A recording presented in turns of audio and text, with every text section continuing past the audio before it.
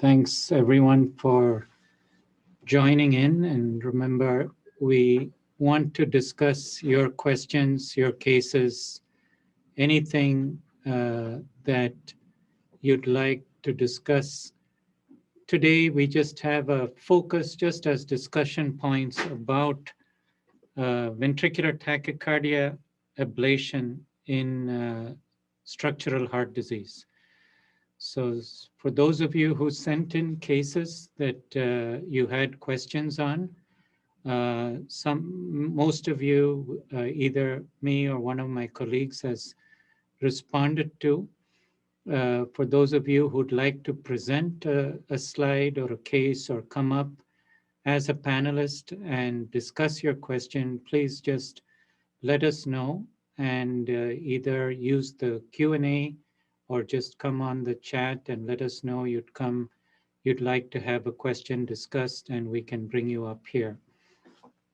There's a few of you who had a case that's maybe fits in with one of the other sessions that we'll have as this progresses, the series progresses, and we'll make sure you're available on that day to discuss that. So maybe I'll just get started, and then we'll have our panelists and any of you who'd like to bring up specific questions. For those of you who emailed questions, I've taken the 4 or 5 most common questions we've got, and we'll make sure that we cover those as well. So just a couple of things on like where we see the bulk of questions, either that we had as we developed in our careers or what you have when you come up with cases. And I'll just highlight maybe 5 or 6 themes that we can use as a discussion point.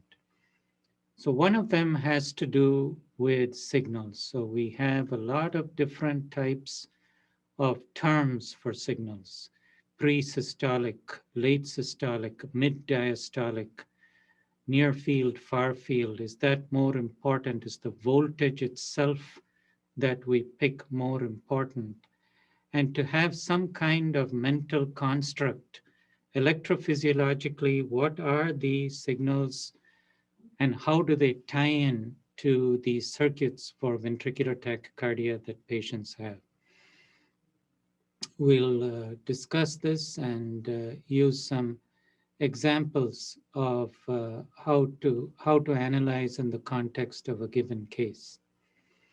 As background, I think this picture kind of goes over really up on what we are up against, and very useful for trainees especially to keep in your mind of what it is that we are recording with those signals. And I'll make a few points from this. So first, one that you can recognize is there's really the definition of what is scar versus unhealthy or normal tissue is a continuum. They closely coexist with each other, and places where the myocardium that's viable dominates has a different type of signal. Those where the fibrosed tissue dominate have a different type of signal. And to be able to interpret all the ways that we map, entrainment mapping, mapping of substrate, activation mapping, looking at the signal that we see and correlating in our kind of mind's eye what the picture would look like is one of the great challenges and most useful skills that an electrophysiologist has. You can also see a couple of other things, that the substrate in the same patient in some areas is predominantly epicardial, in some areas is predominantly endocardial. So it's the same patient, but we just have to be prepared rather than going in with the idea of this is an epicardial substrate versus this patient has an endocardial substrate. On a given day, the relevant circuit in the same patient could vary from one to another. You can also see in this picture another common issue is there's structures within the cavity of the heart. So for example, cut section of the papillary muscle, that may have a superficial substrate. In another situation, it might be just hiding a deeper substrate where it's very difficult to flatten out to a two-dimensional image and create a map that says, here's what we saw. Because the catheter that's here is actually mapping 3 or maybe even 4 dimensions of normal and unhealthy tissue. And final point I think that's good to look at is the role of the septum. So the septum is one step more complex than just the endoepicardial substrate issues or endocavitary structures. It's all of the above. Plus, we have this delineation for right versus left ventricle. You'll notice, for example, the myocardium of the right ventricle, it just tracks differently from the left ventricle. But substrate here with an exit somewhere here would be an LVVT, but that substrate might be easier to reach from a catheter in the right ventricle. So issues related to vantage point, access, adequacy of mapping, and how we handle complex substrate are all just essential prerequisites to picture to even get close to success in structural heart VT. Another level in our mind's eye just looks at the histological equivalence of what we saw there in with the naked eye. And that is that we have tissue that survives even what we call as a healed infarct, a transmural infarct. We routinely will have tissue that survives. And that surviving tissue is highly arrhythmogenic. And where we see that surviving tissue is typically at the edges and on the endocardial surface. And the reason for the endocardial surface being something that survives is the Purkinje network with its own kind of glycogen and energy stores tends to survive even a lot of ischemic infarct or other types of injury to the myocardium, and often is what's the surviving strands that we map endocardially. Just to show some other challenges here is just the thickness of the myocardium, especially like in hypertrophic cardiomyopathy. We may have patchy scar circuits that join, but to be able to reach and going through and trying to spare as much as we can of normal myocardium is a challenge. And we should always mirror not only the challenges that the substrate gives us, but a thorough understanding of the limitations of our own mapping and recording.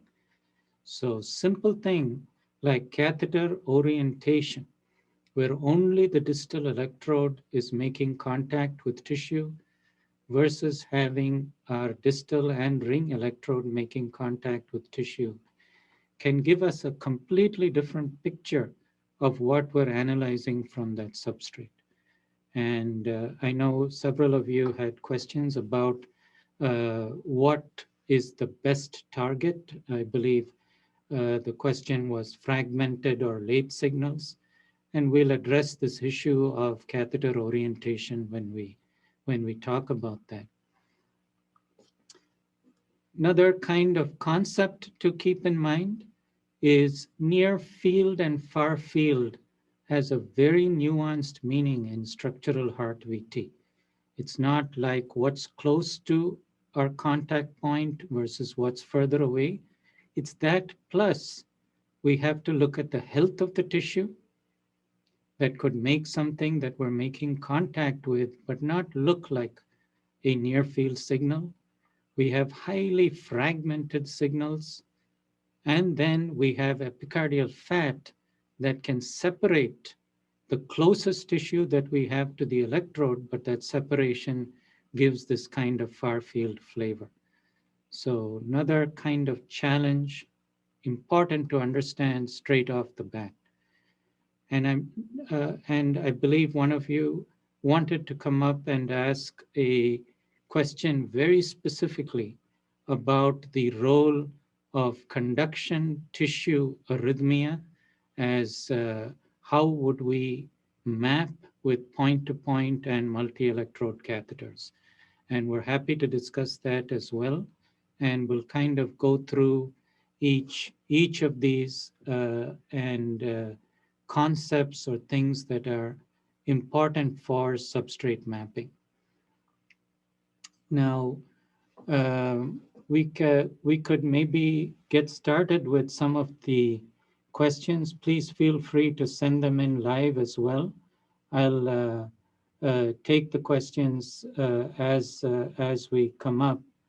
And I would like if maybe we could bring up Dr. Friedman as a up to the panel here, and we'll use his experience to discuss the first question, and then we'll go to the other questions as we keep going. So one of the very common questions theme that comes up is when we say we're mapping substrate, what exactly are we primarily mapping? So some of the questions were related to use voltage, pros and cons. Others, fragmented signals are the key. And others were like late potentials. Should we be ablating the late potentials primarily? So a lot of things here are based on judgment, but we always fall back to our basic constructs and the type of arrhythmia we're ablating. So maybe I'll ask Dr. Friedman here to maybe just give from experience, what are the really tough challenges for structural heart VT, and maybe get us started on this discussion on fragmented versus late potentials. Paul? Sure, thank you, Sam.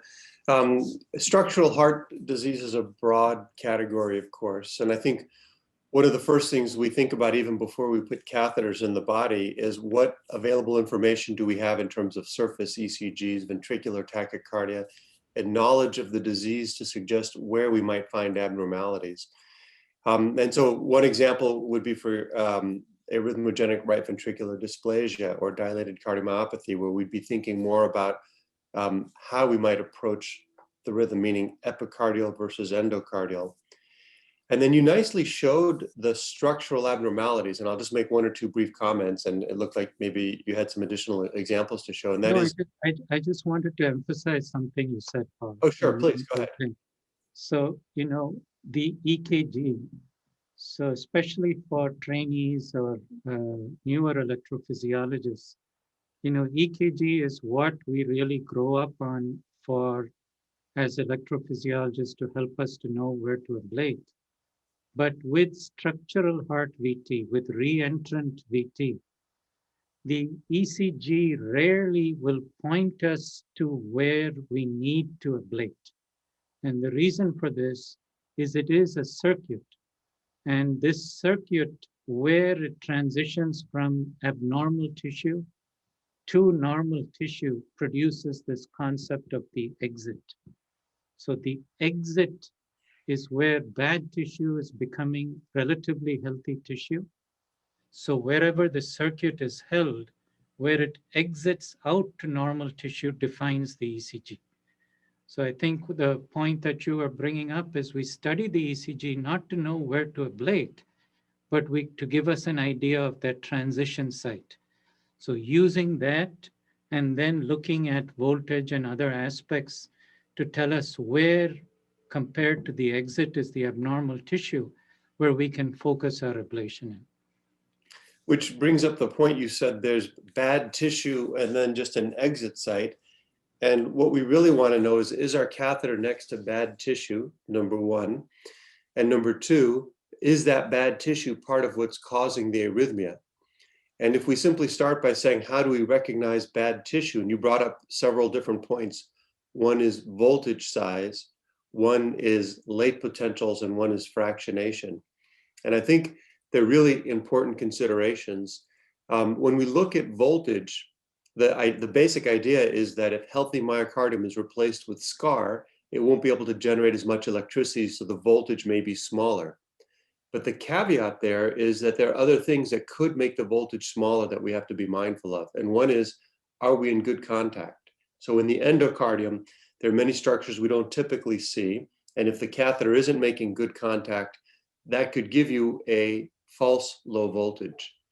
The bigger issue is actually in an epicardial position, where often there may be intervening tissues between active myocytes and the recording electrodes.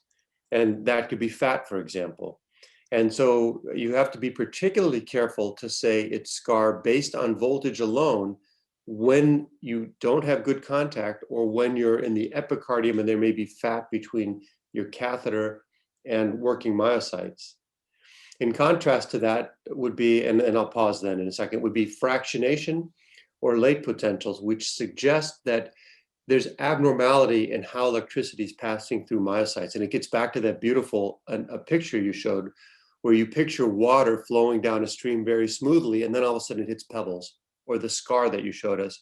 And we start getting small, chaotic signals that don't have as much myocardium behind them, and they may have varying frequency content, and then would give rise to those abnormal, either fractionated or very late signals, because they just have to work their way through a lot of tissue, but yet they haven't gone far from the catheter because we're still recording them just much later in time.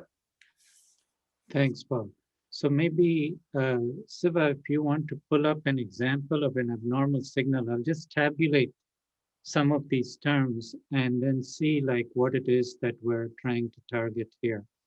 So we heard here just low voltage. Then we heard also about fractionated or fragmented signals. Then we heard about like mid-diastolic signals specifically. Then we also hear about late potentials or late signals. And kind of a very valid and frequent question that comes up is, are any one of these, fundamentally better to be sure that we are categorizing well and can target for ablation? So maybe, if we just try to think about each of these as pros and cons. So maybe I'll ask Dr. Deshmukh, between each of these, do you prioritize in your mind, like, if I see this, I need to specifically think about targeting it? So if we are mapping in sinus rhythm, then we are hoping that we might see the fragmented signal, maybe mid-diastolic signal or late signal. But none of them are mutually going to be exclusive as sites for ablation. And a lot of times you have to kind of mutually include a lot of them if you are in the right area where the abnormal scar may be.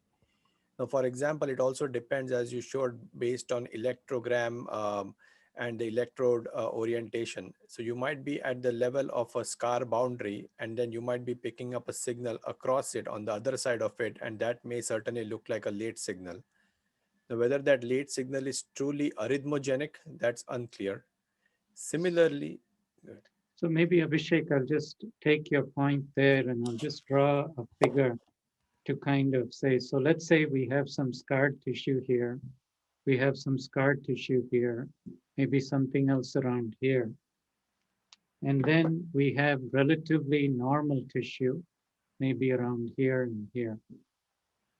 Now, one way to kind of picture this, especially for someone who's new to EP, is if we have an area that's just struggling to come through, so taking a long time to conduct through a site, and then comes out to the rest of the myocardium, just in sinus rhythm, then this area, because it's slow conduction, and we have an electrode that's just interfacing with this area right here, we show up with a multi-component signal.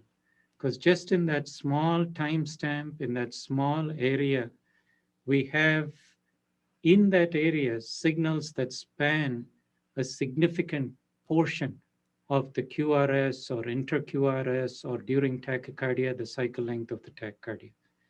So this fragmented kind of signal, if we have good contact and we're able to see these signals all within one interspace of an electrode, it suggests there's really slow conduction there. So, but the consequence of that slow conduction is that once we're done getting through that conduction and then we finally do exit, that's going to be an area that may be a small amount of myocardium, but is likely to be late after the QRS. So in a way, the late potentials are like the consequence of slow conduction. But the slow conduction itself is what's making late potentials and is really the kind of substrate for initiating and maintaining a VT.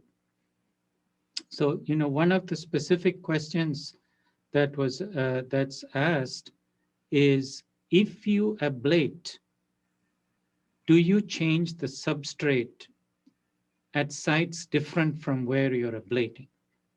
And I think if we keep this construct, that answer is yes. Because if we do ablate these slow conducting areas, then we don't have that delayed conduction that gives the late potential. So it's possible you start ablating and remap the same place. So you tagged, for example, in a map, fragmented site and a late potential site, that you ablate the fragmented site, and then we no longer see the abnormal signal that's a late potential. Now, another way of also asking that question is it better to ablate all the sites that can just leak out? So in other words, we can't really find where the slow conduction is. But if we actually plug or ablate all the late potentials, then aren't we getting rid of all the sites where a potential circuit could come out? And I think that's absolutely true, but it would have to be perfect. It would have to be complete to be able to get all those locations like that. But that may be the only way that we can ablate if, say, it's a deep septal substrate or an epicardial substrate near a coronary artery that we can't get to. So I think part of our skill in substrate mapping is to tag each of these, and wherever we see them, we ablate, either because they're cause or enough of an effect that we can kind of get rise to. Now, maybe we could get, maybe Siva, if you have a slide to share with us of a unique one, this one that we haven't discussed here, of what is this mid-diastolic signal and why does it have significance? So, one of the, and can we make that a large screen, Siva? Sure.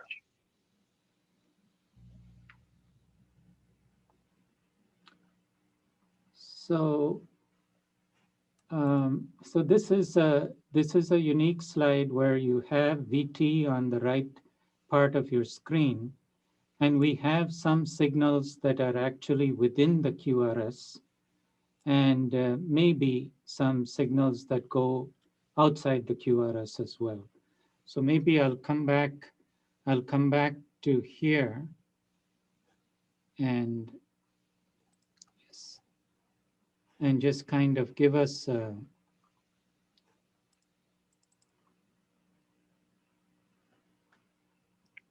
so this is kind of,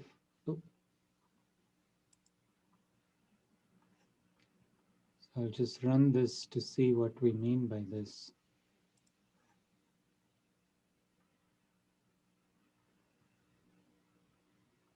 So this is kind of like in tachycardia, what we're trying to look through. And Siva, you know this figure well. But if we imagine that there is a circuit that has some boundaries, abnormal tissue, fiber orientation, scar, depending on the nature of the pathology. And then we have to have some place where you get to relatively normal myocardium. And there has to be enough of that myocardium for us to be able to generate a QRS. So when we talk about mid-diastolic versus within the QRS, is there a fundamental pathophysiological difference? So if the QRS is being made once we get out from this exit site, there's always going to be electrical activity that's going on within the circuit. So in other words, there's going to be from beginning of one QRS to the beginning of the next QRS, some electrical signals somewhere that are in that circuit during ventricular tachycardia. So during VT, whether we see the signals within the QRS or not, really has very little difference in pathology or pathophysiology of the circuit. However, any site away from the circuit, you will get signals close to the QRS, but you're unlikely to see anything in diastole.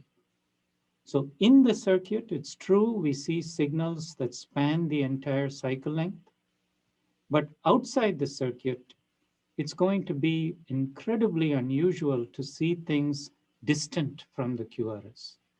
So when we do see mid-diastolic signals, we get really suspicious that we probably are in an area that's either close to or housing part of the circuit.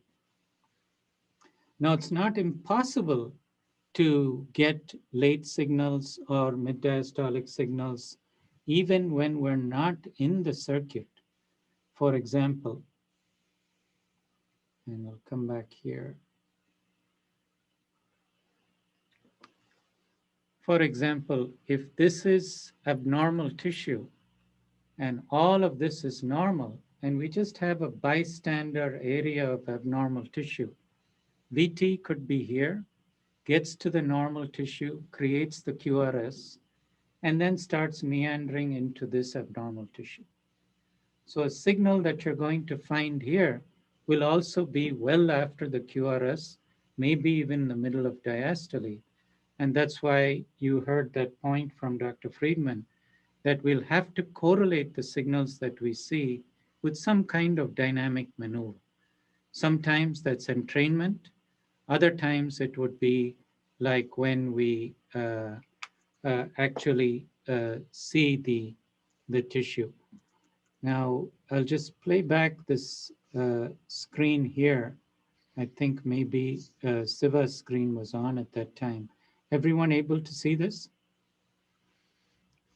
So this is what I was referring to as trying in the actual circuit. We will have signals that span the entire cycle length. So there's nothing inherently better or worse with a mid-diastolic, pre-systolic, late systolic, or within the QRS signal. But outside of this area, in the normal zone, it's going to be exceedingly uncommon to see a signal that's in the middle of diastole, except in this kind of rare situations that we went over here. Sam, yes, go ahead. One of the questions there is what type of filters, if we are trying to see more of these late potentials or fractionated signals, do we manipulate any of the filters, or do we take the filters that are already there in the electroanatomic mapping systems? Yeah, so that's an excellent question about changing filter settings, both in conventional mapping systems and some of the newer mapping systems. So I would say right now, and please feel free to chime in, anyone here. But I would say right now, there's very little value in changing filters, except you should be aware of what's the likely effect going to be. So for example, if you have a filter for electrical noise as part of that system, you're going to do a very good job of taking away that 50, 60 hertz noise. But some signals, especially fragmented signals when the channel is very small, like highly arrhythmogenic signals, or conduction tissue can have a very similar frequency spectrum. So if we take that out, we may filter that away. The other aspect of filters we should also keep in mind that when we over try to filter, we can introduce signals like ringing or introduction of signals that don't even exist. So we may wind up targeting a signal that actually is just an artifact of how we're filtering. So a couple of ways around it when we have a doubt on, is this a signal? Am I missing something? Is it real? And we run into this a lot for electrical noise, artifacts as a result of filtering, or even mechanical artifacts like valve closure. But we have some nice tools to try to work around this. One very important one is pacing. So if we have a doubt about a signal that doesn't look normal, but not sure, is it noise, is it some other, its timing is way off from the QRS, you pace and see if you capture. If it's really contact and a signal there from the tissue you're making contact with, you'll capture. So first thing you'll realize is that signal kind of disappears. It comes very close to the pacing artifact. Second is that capture could give rise to a global QRS. And if that looks similar to the VT that, or one of the VTs that you had clinical or induced in the lab, that's also really good proof that that is an abnormal signal and you have it underneath your catheter. Another thing that's useful when we have a doubt, is this real or not? You can just perturb by pacing not from your catheter, but from somewhere else. So if you have something you worry, is it a valve artifact? The timing of that valve closure is going to change between sinus and just a PVC and a post-PVC beat. So if that timing changes, and in a way you'd predict that valve movement is going to change, then that gives us some information.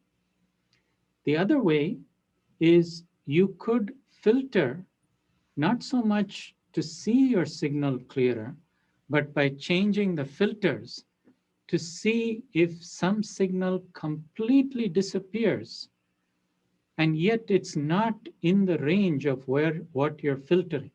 That would suggest this was an artifact from the filtering itself that you used.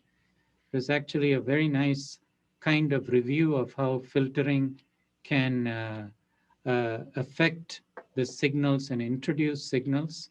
And maybe I'll ask Chris to find that paper. Venkatachalam, Dr. Venkatachalam, my colleague from Jacksonville, first author, and we could send it to anyone who had that that type of question. Anything you want to add to that, Siva? Yeah, I sticking to conventional filters, for the unipolar, if you're relying on unipolar signals in a structural heart VT, sometimes narrowing the bandwidth of the filters may help you when you're relying on the unipolar signals. Whereas bipolar, I usually keep the same. I do not really manipulate my bipolar bandwidth of the filters. Okay, great. So then the next question that I have here is a little bit more complicated one, but it's, and we can certainly explore it with cases as our sessions go by. But substrate mapping versus entrainment versus activation mapping. You know, what do we actually rely on? That's basically the question. And we can certainly explore each of these in more detail, but what do we rely on and what are the pros and cons of each?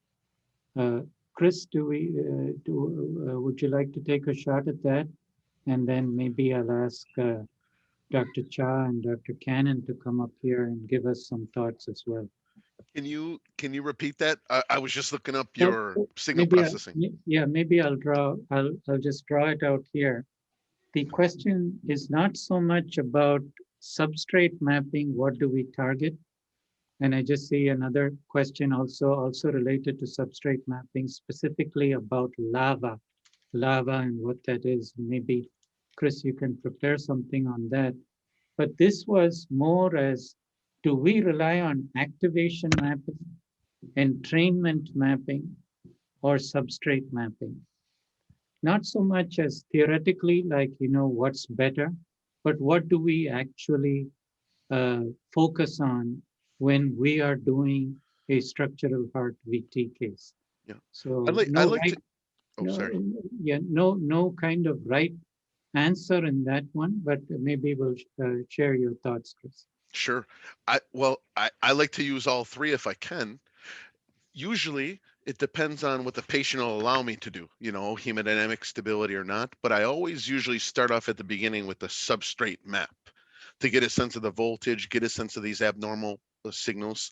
And then once I've honed on to where the abnormal signals are, where there's some scar, where there's some area of these late or fractionated potentials, as we mentioned, then I'll use that time to, after I've gotten the patient hemodynamically stable or at least the blood pressure up, then try to induce VT. And that's when I try to do my activation mapping, my entrainment mapping. So I don't think any of them's better than the other. I think they're all complementary. Okay, so luxury would be a case where we really have all three. We have a full activation map. We are able to entrain, identify different parts of the circuit. We have substrate.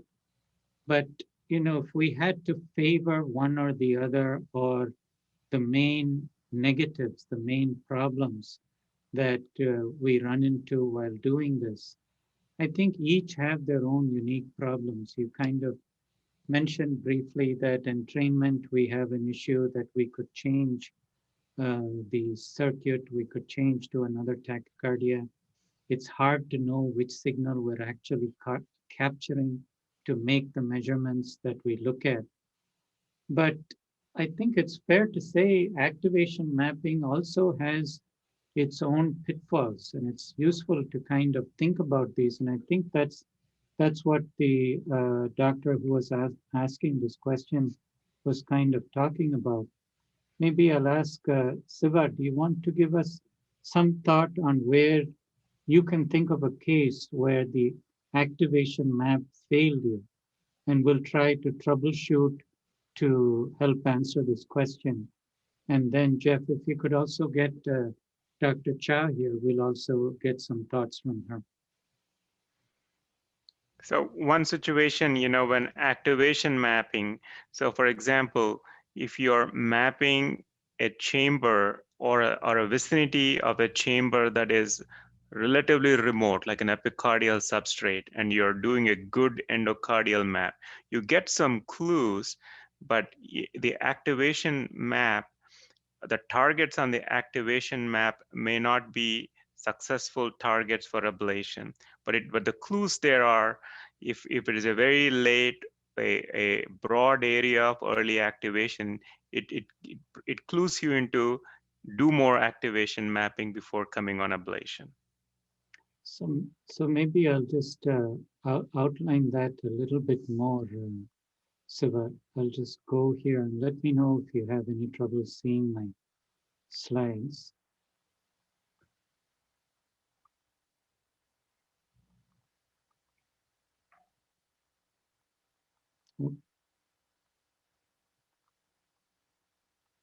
Able to see this okay? Mm-hmm. maybe I'll use this atrial map as an example here.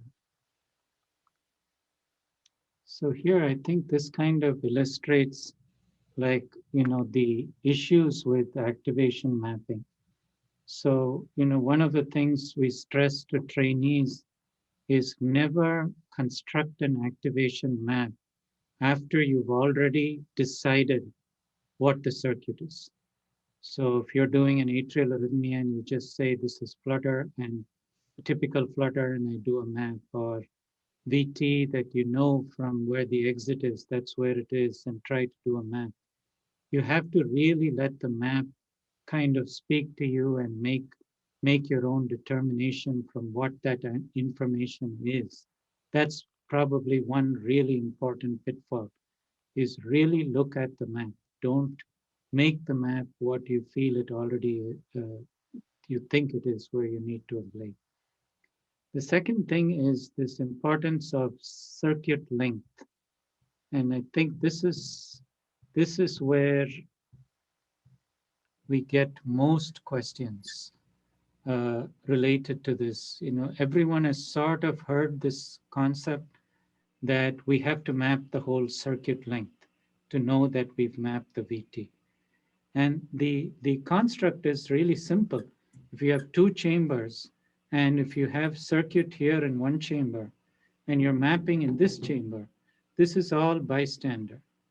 So this is going to be a very small part of the cycle length of the tachycardia.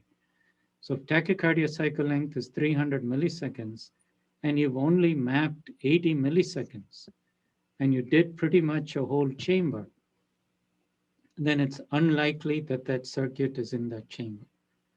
You still could argue you missed some spots, you misinterpreted some signals as noise, you have a primarily epicardial substrate that you just haven't mapped, but it's really suspicious when it's this much less that you just have to go somewhere else and map.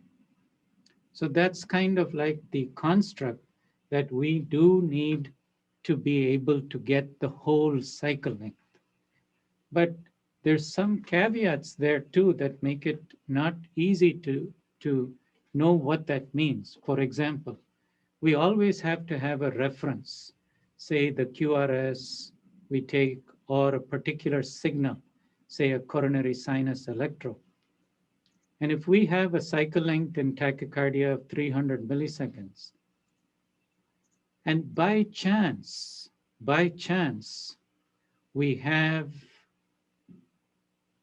conduction in a remote area from the circuit, that based on what we took as our reference, that wavefront just got there, say 150 milliseconds after our reference, and the very next signal may be, say, 148 milliseconds before the reference, and one here is, say, 152 milliseconds after the reference.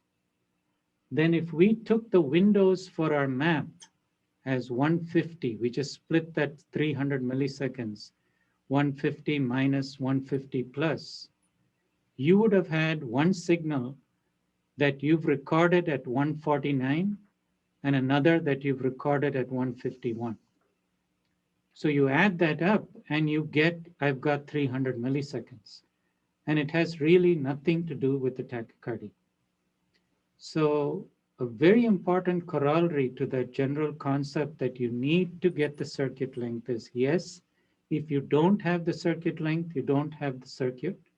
But even if you have the circuit length, you have to have all the components that span the circuit length and all contiguous with each other. So it's having the circuit length is a necessary but not sufficient parameter for you to say, I've got the circuit. You also have to be able to find each of these steps in between. And that can be difficult, very difficult to do or visualize when we're actually looking into this map. So, so that's kind of that's one thing to keep in mind when we are looking at a tachycardia. So here's an example. In this one, this is a patient with multiple congenital heart surgeries, had a cycle length of, say, X milliseconds. We mapped and we couldn't get the circuit length in that chamber. So this particular patient had um, a type of fontan where we had some of the atrial tissue now part of the left atrial circulation, a neo-left atrium. You need to map that as well. And then you put it together. You're not only able to span the circuit length, but you also see this kind of contiguous pattern that you can legitimately visualize the circuit. So activation mapping for focal source tachycardia is much easier than activation mapping when we're looking at a circuit. And it's good for anyone in EP, anyone tackling structural heart VT, to just be prepared for those. It's not going to be apparent. It's a hunt in the picture we create with whatever mapping system we use. Whether it's something that's showing you a propagation or just showing you the timing of the signals at different sites. We'll have to see where do you have the circuit, where all do you have the circuit, and where all can you actually trace these. Then you compare that with the substrate to see where it makes sense, and then the ECG for the exit to say, does that exit make sense from that site? And we're able to get that kind of information from the activation map. Anything you'd like to add to that, Abhishek? No, I think this is a very important point what you did. This was fantastic. There was one question that how do you assess the endpoint of Vt ablation, say in a non-ischemic cardiomyopathy? Is it like taking care of the clinical Vt and or keep inducing other Vts what we could induce and then map and ablate? So maybe, Amar, do you want to share your thoughts on that? And then if we have Dr. Cannon still available, we can get his thoughts on that as well, particularly the unique endpoints for ablation in patients with VT in the context of congenital heart disease. So Amar, endpoint for ablation, and then Sure. maybe I'll add something about the future of what those endpoints might look like as well. Sure, sounds good. Can you hear me okay? Yes. Perfect. So I think a lot of the time we go after what we call the clinical VT, and that is typically the one that we have seen on a 12-lead ECG or Holter or something like that. Sometimes we don't have that information despite best efforts, and we just go based on the ICD electrograms and try to correlate to what we have in the case. I think at the very least, we should try and eliminate the clinical VT if we see it, but I favor trying to eliminate as much of the abnormal substrate and as many of the inducible VTs as possible. I think if you don't, invariably it will become a problem at some point. Now, you may be able to do drugs or something like that and keep it at bay, but if I can eliminate as many of the VTs as possible, I do try to do that. So I favor complete substrate elimination personally as an endpoint. But it's not always possible. Many different things can make that the case. Patient tolerance, sometimes you're just unable to, sometimes there's too much, so on and so forth. Yeah, I think this is a very practical point, that, there's no easy way to do structural heart VT or substrate ablation. So, sometimes when you hear someone did a structural heart VT in, 1.5 hours, and it's either someone's really lucky or it's just upfront saying that's all I could do and we need to do something more later. It is very challenging and at the same time extremely rewarding. We've all seen patients who have frequent shocks, running out of options, not good candidates for transplant, and doing a really thorough, good substrate ablation is life-changing. So I think that those are Those are things to kind of keep in mind, that don't set yourself up like I have an easy fix. But few things maybe in the future that will be useful for us to understand endpoints.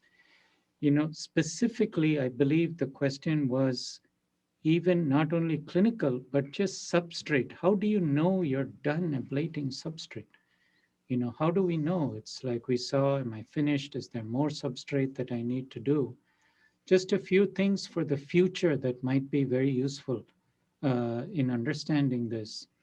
One is an approach that looks like real-time display of late potentials, very similar to the signal average ECG. So just like we have the signal average ECG as one thing that we can get for patients before ablation and display the late potentials, summed, signal averaged, some mapping systems are trying to incorporate signal averaging in real time. So you'll have the signal average late components, and as you chip away, you can know percentage-wise how close are you to having ablated these late sites. So that's one. Another also unique approach, one that we're involved in, is even without signal averaging, taking just a few very small number of QRSs, VT, and in the resting ECG, but using machine learning from models that were already created. Not dissimilar to models like for entrainment that we borrow on today for all the entrainment mapping we do, but just looking at that ECG to not only tell us the degree of late signals that we have, but a vector for those late signals so that we'll know where in the heart they're likely to be found and may serve as endpoints in the future to know, okay, here we're actually done. But practically, as Dr. Killu pointed out, just given the complexity of these cases, many times we're done just basically when we just feel either, it's been a long case, we're not able to do this any further, or this is as much as the patient will tolerate, and we counsel patients saying that we may need to come back to complete it and so on. Do we have Dr. Cannon up here? And then Siva, I believe someone sent you a case now that you'd like we can use to discuss as well. Brian, any thoughts to share about VT, structural heart in the pediatric and congenital heart population? What do you use realistically as an endpoint to say? I know you have a lot more energy than we do, so you'll go a lot longer. But what do you keep internally? Well, we just have smaller patients, so we can go longer than so, but for the adult congenital population, I think one of the most important things is understanding the anatomy and understanding the potential circuits that are likely to be important. And as Dr. Kalu said, these can sometimes be very challenging. You may have 5 or 6 circuits that you can induce.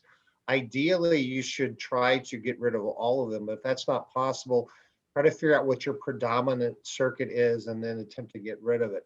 In addition, you also have to think, if by ablating this, am I truly getting rid of the underlying risk for VT, or do we need to consider an ICD placement in addition to this? Because not all of these patients will have ICD. So it can be a very challenging thing, but I think if you can get rid of the clinical tachycardia, that's an endpoint. But I also agree that if there are other substrates that are potentially viable to ablate, that's acceptable. But then again, you don't want to be spending 12 hours putting, 90 or 100 lesions in there that may potentially cause damage in the future or AV block. So I think it's a difficult decision and difficult question to answer. Yeah, thanks a lot, Brian. But one thing I would say maybe we can keep that case also for next time, Siva.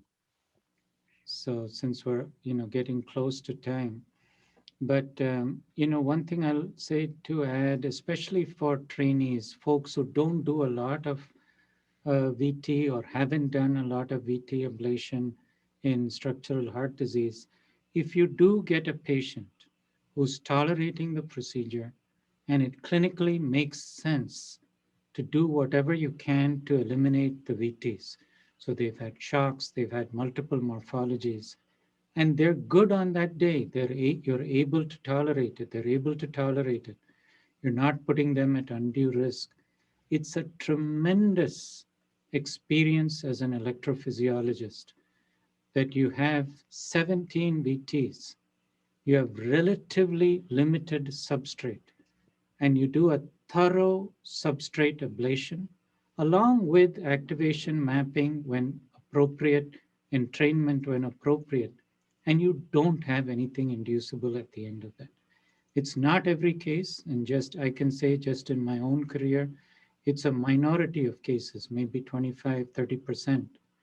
But when that happens and the patient allows you, the arrhythmia allows you to do it, there's no more powerful learning experience as an electrophysiologist that substrate is a real thing. So otherwise it's always pictures, it's maneuvers you see, and it should never be just the lack of belief that this will help the patient that prevents you from going further. It should be something that's organic, like hemodynamic intolerance. You just need to do something more for the next day. Now, I see a question here, and we'll take that question, and then maybe I'll just ask Siva to make a point about this. We have one, do we use antiarrhythmics intra-procedurally? Do you want to take that one, Abhishek? Yes, so I think using antiarrhythmics intra-procedurally becomes important, especially at least whenever I'm doing kind of a PVC triggered VF case, and if you are inducing a lot of VF, then at least I have our anesthesia colleagues hold lidocaine in their hand to ready to inject, if we are not able to defibrillate the patient from VF. That would be one. But generally, I personally haven't used a whole lot of IV amiodarone or procainamide during a case as we are mapping and ablating. But certainly lidocaine if we are having or inducing a lot of ventricular fibrillation. Yeah, I think the time when it really becomes valuable is, first thing is clinically when you're deciding who should you take off antiarrhythmics. So if you have a patient who's having the VT that you want to get rid of, and they are having it on the antiarrhythmic, there's very little value to stop the antiarrhythmic, because the thing that could happen is you have multiple other VTs, induction of storm, shocks. So if they're getting it, maybe it's slowing down the VT, they're able to tolerate it, you'll be able to do the ablation.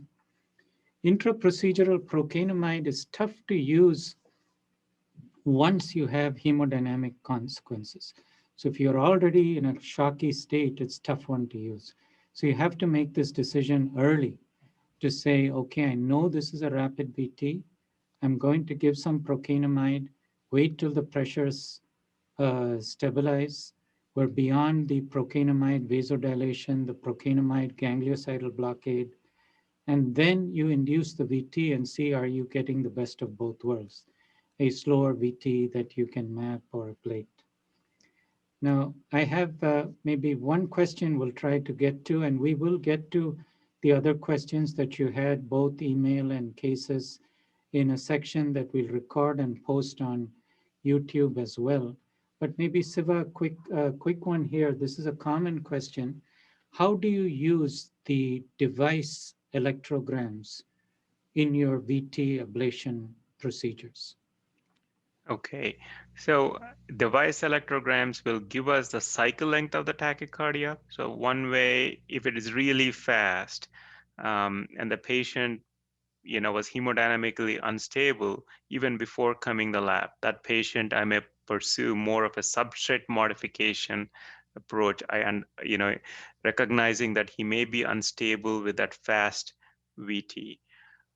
Second thing is looking at the morphology of the electrograms. We can use a far field channel to see that morphology and compare to the VT induced in the lab. So if we have a reasonable match, we can assume it to be like a clinical VT and at least eliminate that particular VT. Great. And I think also maybe I'll just have an extension to that, is if you have one VT that a patient is getting shocked for, or one PVC that's triggering VF, but in the EP lab, we are just seeing a whole bunch of stuff, we can program sensing with the device, run the strips, and see which PVC or which VT map the intracardiac sequence, so far field versus near field on the device electrograms, and also the morphology. So if those look very similar, that might also be a clue, like here, this is probably the main substrate that, or the main target that I want to go to. Sometimes the So- response to anti-tachycardia pacing is also important, because you can look at from where the ATP is being done, say RV lead, and then looking at the post-pacing interval, how close or far you could be from the putative exit site of the VT. That's a fantastic point, and maybe next time we can start with an example of that, Abhishek, if you want to put that together. So we're at 8 o'clock, and just want to thank everyone for being here for part of the evening here. And I can see we didn't get to about 5 questions. Between today and the next session, we'll make sure that we get that covered. And then I know, Siva, you had a case that someone had brought up. We will respond if it's a clinical question back to you, and then we'll try to bring up that case and perhaps have the person who sent it to you, Siva, to present the case to us as well. Thanks, everyone, for this. Thank you, everybody on the panel as well. Okay, thank you for attending today's evening seminar. At the end of the session, we had 2 questions that were unanswered, and we'll try to answer them now. There were also a couple of cases. We would like to invite the people who submitted those cases to actually present them in the upcoming sessions. And in the meantime, we will send a short answer for those clinical questions. So one question that's out there, maybe Dr. Desimone can answer this question. How do you manage anticoagulation after a VT ablation in patients with structural heart disease? Sure. Thanks, Siva. So I don't think there's a hard and fast rule or even any randomized trial data based on this, but usually it depends how much I ablate, but especially if I'm in the left ventricle or if I'm up near the aortic cusps, I'll usually do 6 to 8 weeks of anticoagulation, either if it's Coumadin, INR 2 to 3 is the goal, or a novel anticoagulant like Apixaban or Eliquis. Usually I don't ever use any aspirin or antiplatelet therapies. So maybe I'll just add a couple of things there, Chris. First is, in the ones we worry about the most, lot of ablation, severe structural heart disease, they may already have an indication for anticoagulation. And we might be doing it, they may have a fib, a valve, prior thrombus, something. So those are ones we'll just continue the anticoagulation. The other ones we have to be very careful of, and I think there's universal agreement across electrophysiologists in this, is if we had to do very deep ablations. So you had deep septal substrate, you did ablation in an area that was already dyskinetic, you did ablation where you had a steam pop, it would be really a risk to not anticoagulate those patients. Where there is more kind of opinions, different opinions, and no real right answer, is when the heart is okay. It is structural heart VT, but EF is good, and we're near the sinuses of Valsalva. We haven't done a lot of ablation. And here, I don't think there's a right answer, but I'll just say my practice is, my own practice is anticoagulate unless there is a really good reason not to anticoagulate. It's just, we've gone through all of this to try and help make a patient feel better, prevent a shock or VT. And then if there is a risk of stroke, that's just devastating. Yep. And we know that we don't have good ways of preventing coagulum when we ablate. So that coagulum serves as a nidus, fresh thrombus forms, and it's fresh thrombus that gives us these kind of huge, devastating strokes that unfortunately all of us have or will experience in our patient population. Maybe I'll just ask a separate question. I'll direct this to Dr. Killu. When you do a total epicardial ablation, no endocardial ablation, do you anticoagulate those patients if they didn't already have an indication? I have not, no, typically, unless there was something concerning that developed. You mentioned the steam pop. Could it theoretically, I mean, when you get it, you can't control which way it goes. If there was concern that it was on the other side, would I anticoagulate? Potentially, but I don't know that I would be able to tell that definitively. But to answer your question in short manner, if I've only done epicardial and there was no reason for for them to be on an anticoagulant before, I haven't typically put them on afterwards. I don't know if that's right or wrong, though, I'll be honest. So I don't think there's a right or wrong here, but I have a different kind of like practice there.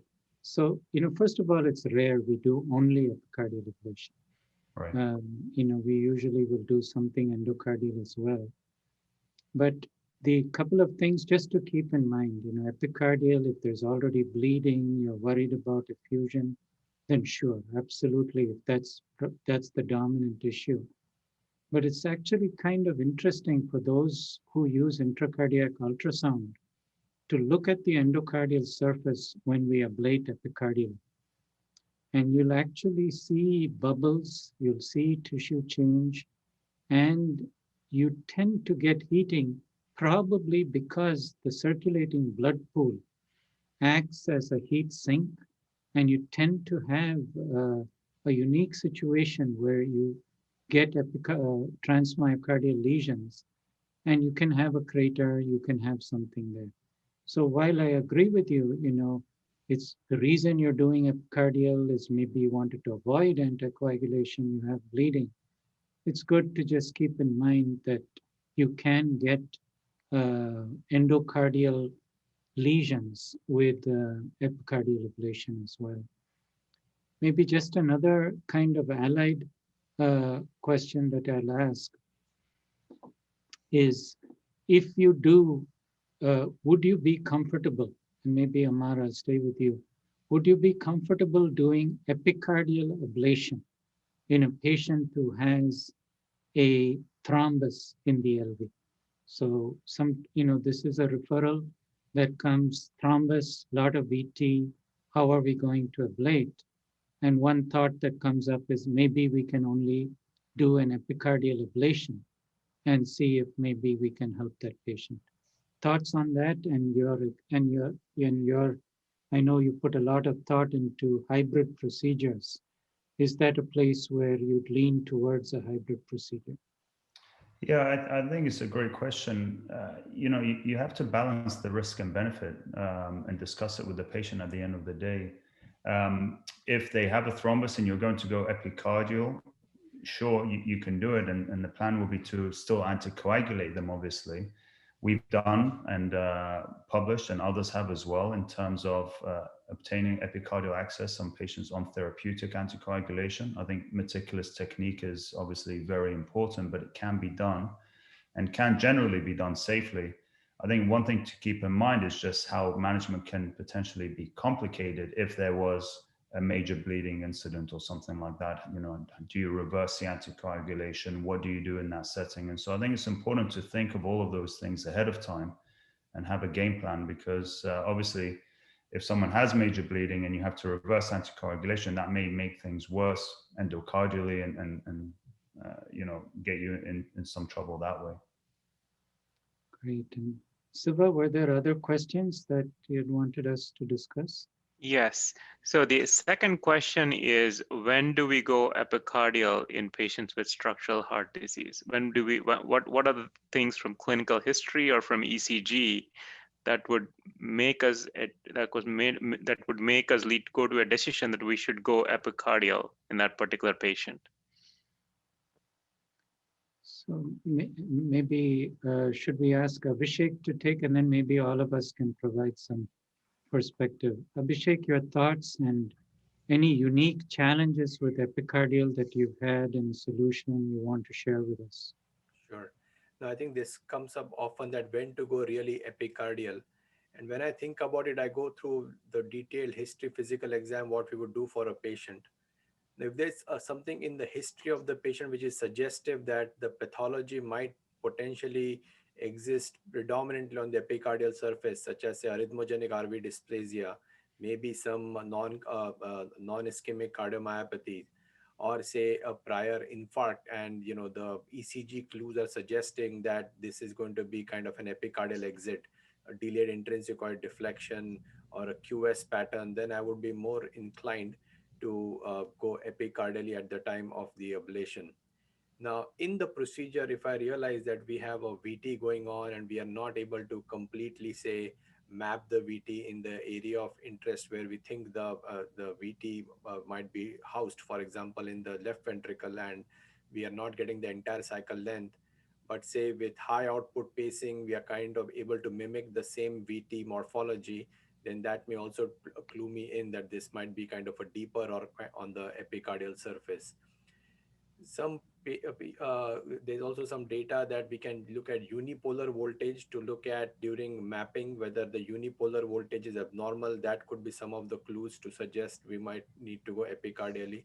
So it kind of boils down from the beginning of the case, even from the basic history, whether the pathology is epicardial, ECG clues, and then certainly some clues during mapping, what we can try to envision. Yeah, so I think, is it fair to say, Abhishek, that, that thinking at least has evolved to where we, thought of epicardial as like a last resort, do it when your hand is forced, versus just that understanding that most VT in structural heart disease, cardiomyopathies of multiple sorts, post myocarditis, they have as good a chance of having an epicardial target as endocardial. And the thinking is more, why do I not go epicardial? Is there prior surgery? Is there issues with patient discomfort with the procedure and the risks? That's something that, I think we've seen across our own careers, that thinking changed, especially something that Amar said, that one of the big things used to be that it's hard to switch from an endocardial to an epicardial approach because we've already anticoagulated.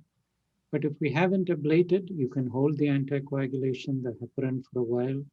And plus the point that Amar made is with good access technique, it is possible to get access and ablate epicardially, even with the patient anticoagulated.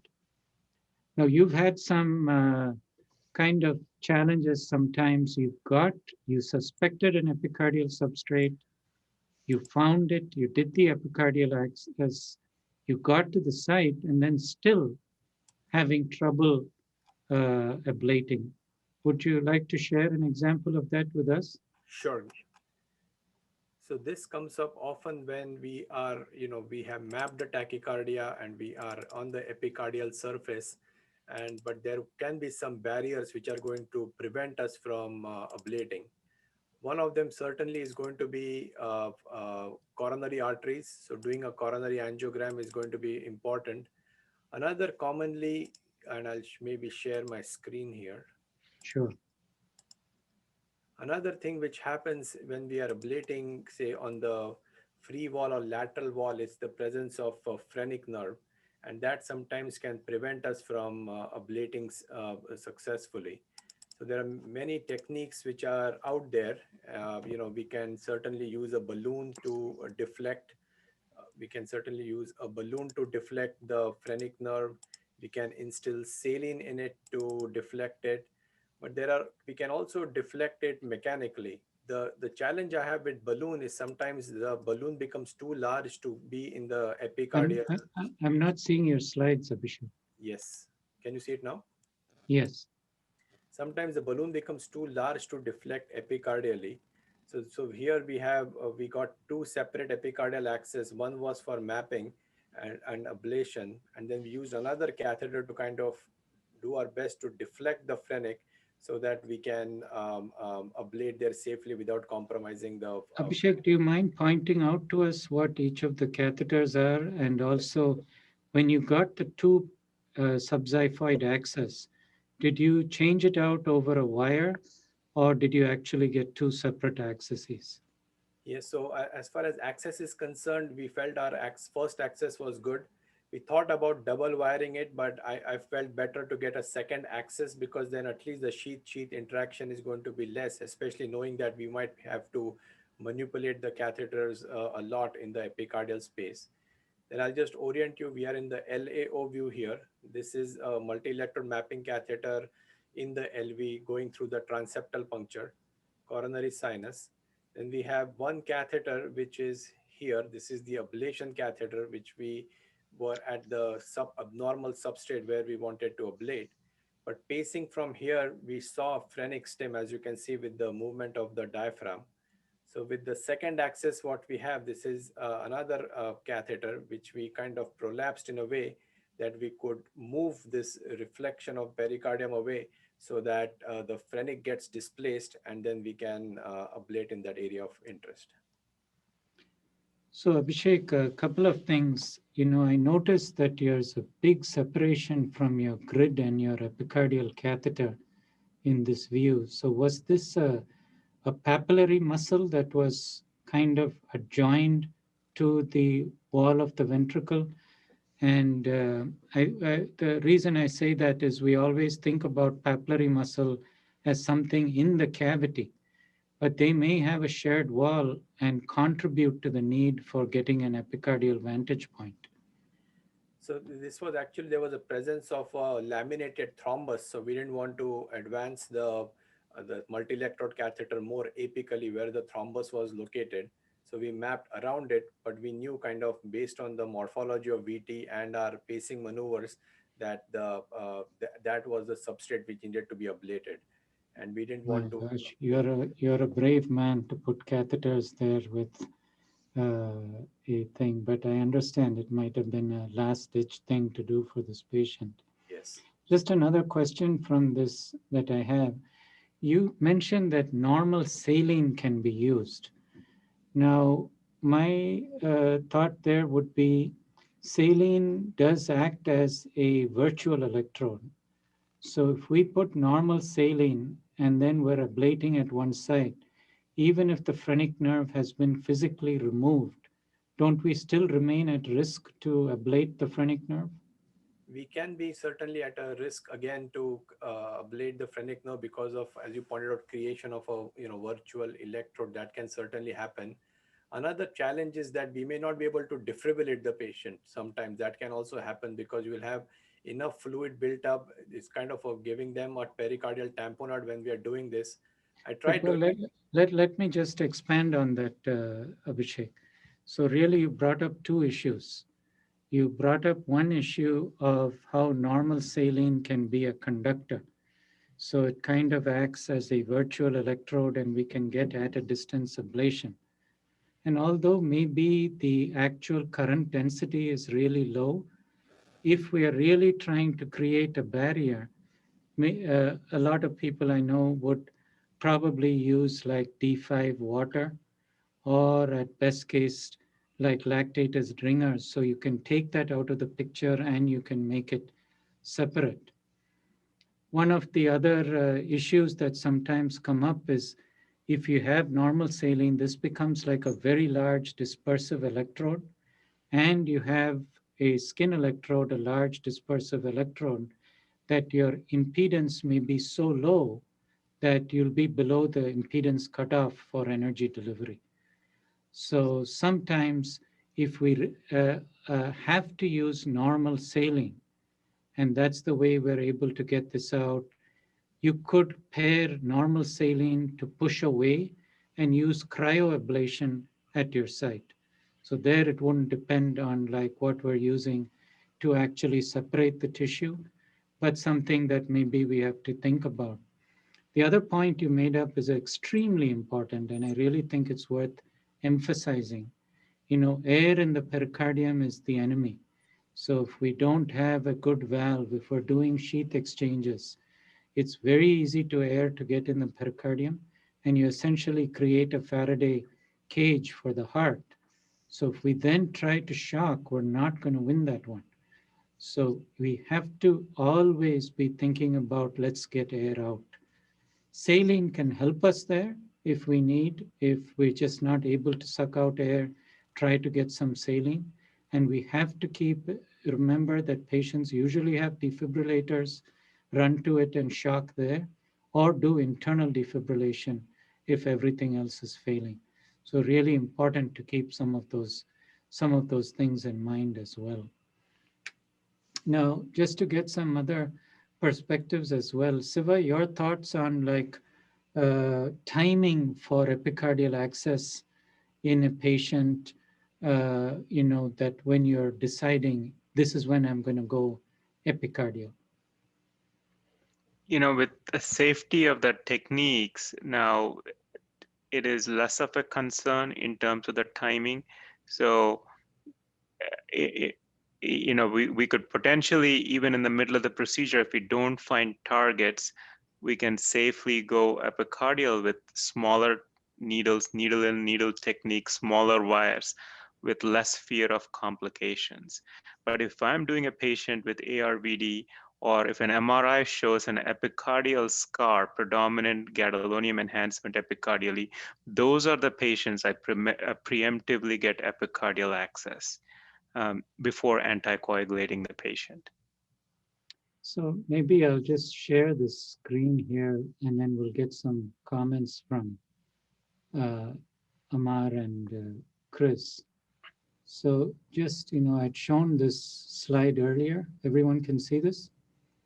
So, it's really important, I think, to remember it's just so rare that we'll get one scar that's endocardial only, epicardial only.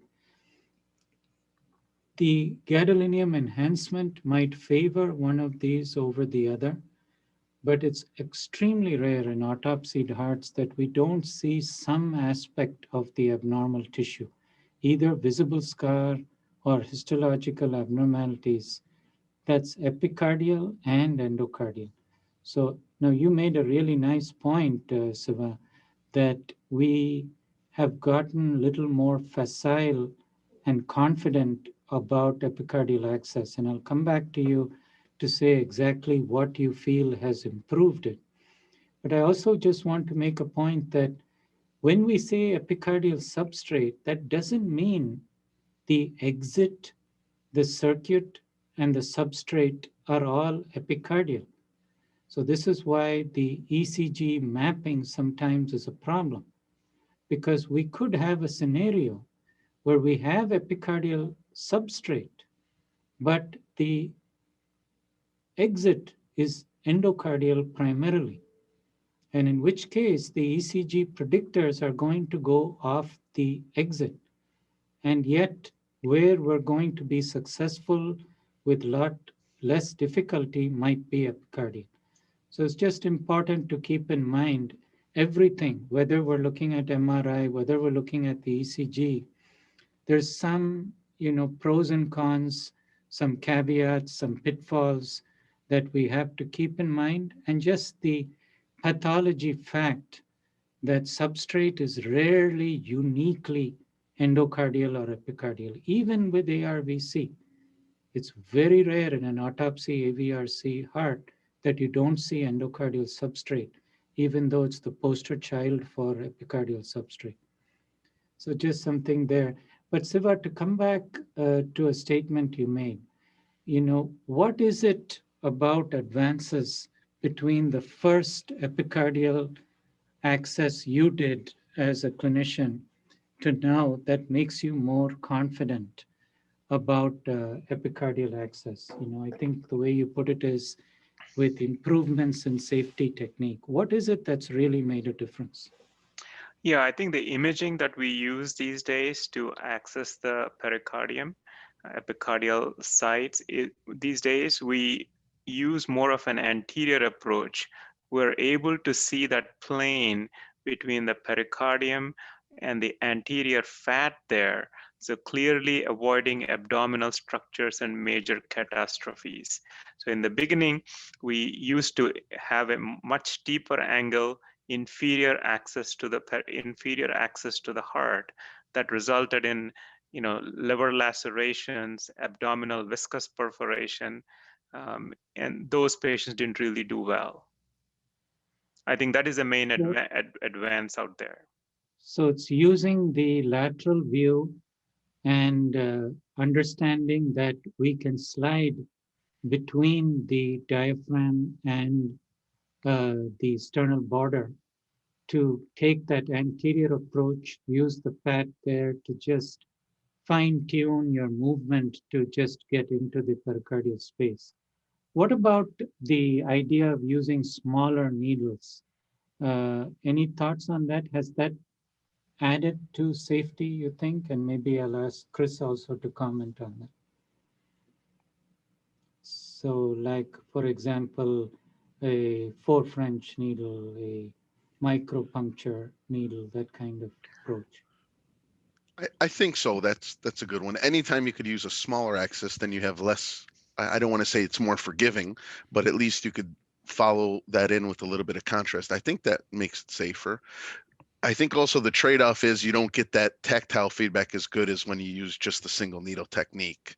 So I think it's a matter of preference. But you could use, smaller wire to get in, and I think that makes it safer as well. But the lateral view, like Siva and you had said, that's the key. You could watch yourself go in the anterior approach. That makes you feel much more comfortable.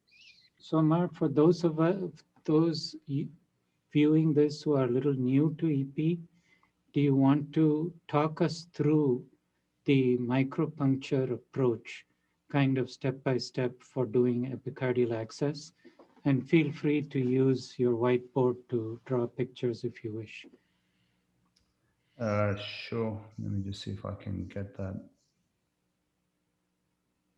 I don't see an option for a whiteboard on okay, no worries. I'll draw here as you're talking. Yeah. So basically, the needle uses a regular Cook needle as an outer introducing needle, and then through that, the idea is to use a smaller needle. So you use the Cook needle to first get, how far will you advance the Cook needle? Yeah, so the way I like to do it is if I take the triangle between the xiphoid process and then the rib border, exactly. If I draw that and then I kind of go at the lower end, I aim for an anterior approach and I'll make sure I'm going above the diaphragm.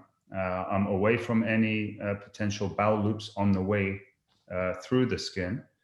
And then I'll take it not all the way to the cardiac silhouette, but enough that it gives me support to advance the micropuncture, because that's a smaller, more flexible needle. And so if you go just straight in with that, you may not have the support that you would like, especially in larger individuals.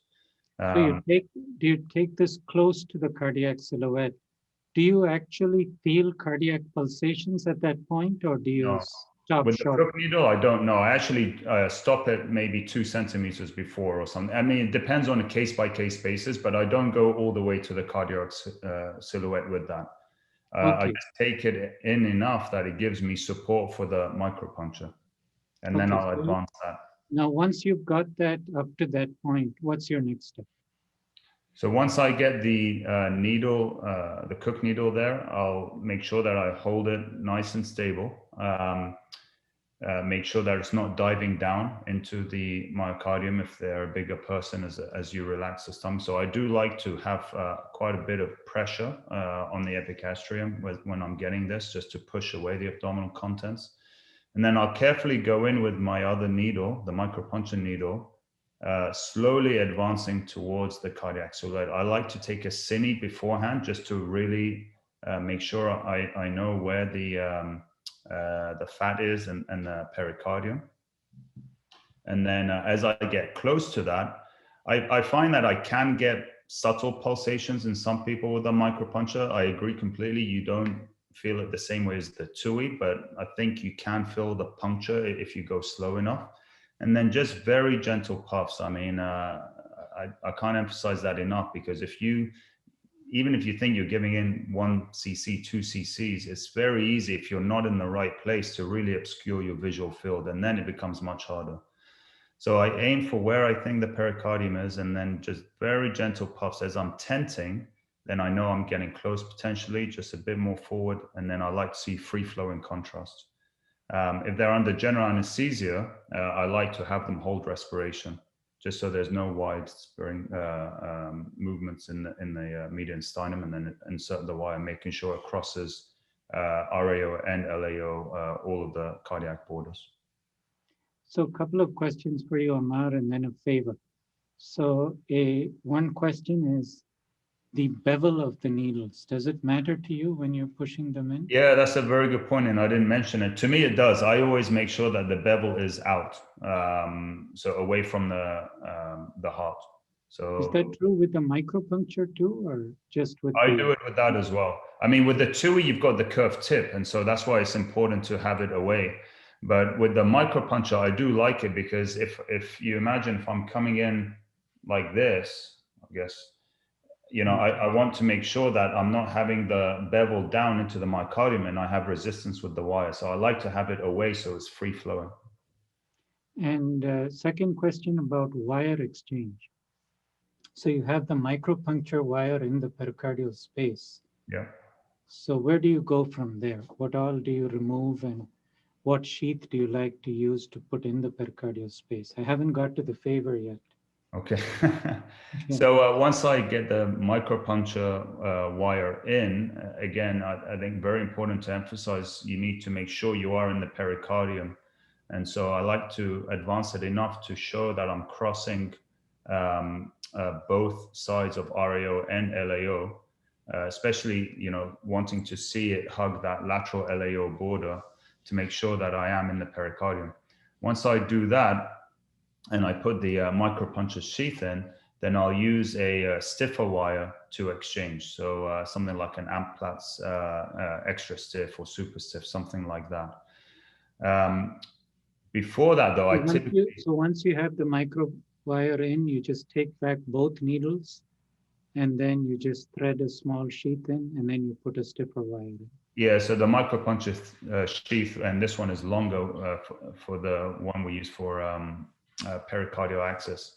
I do like to inject contrast at that time, actually, before I do my exchange, to see a couple of things. One is, again, confirming I am in the pericardial space, but I think it helps to delineate where there are adhesions and whatnot, just moving forward in the case I have that available at that point then. And then, yes, once the micropuncture is in and the sheath is in, I'll take the wire out, put in the stiffer wire, and then put in, I like to use a shorter gillis, excuse me. Any final thoughts, Siva? And then we could close up. Yeah, no, it's an excellent session. Thank you for doing this, Sam, and thank you for all the attendees for sending us the questions. For the clinical cases that were sent in, we will correspond by email. And have a good night. Thanks a lot.